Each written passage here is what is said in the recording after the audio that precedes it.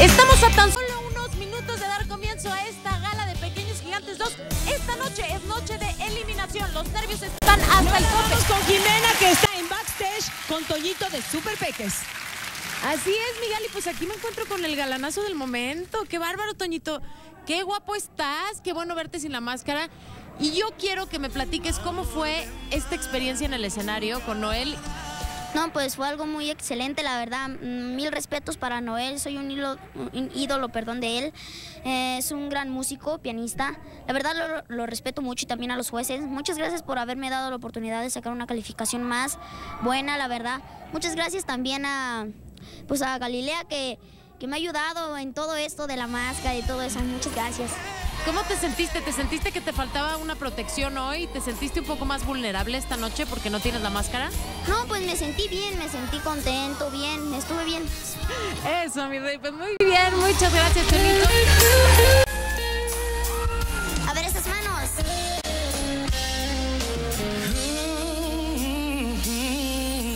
Tú, la misma siempre tú. Amistad, ternura, qué sé yo. Tú, mi sombra, has sido tú, la historia de un amor que no fue nada. Tú, eternamente tú, un hotel es tu cuerpo y un adiós. Tú, mi oculta amiga, tú, un golpe de pasión, amor de madrugada. No existe un lazo entre tú y yo.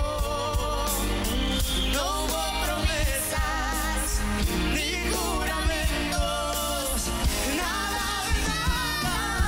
Tú, la misma de ayer, la incondicional, la que no espera nada.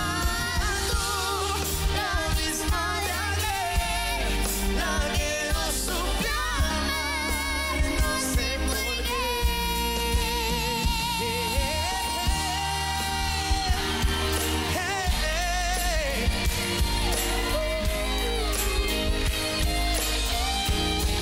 Amiga, tú, la misma de ayer, la que no supe amar,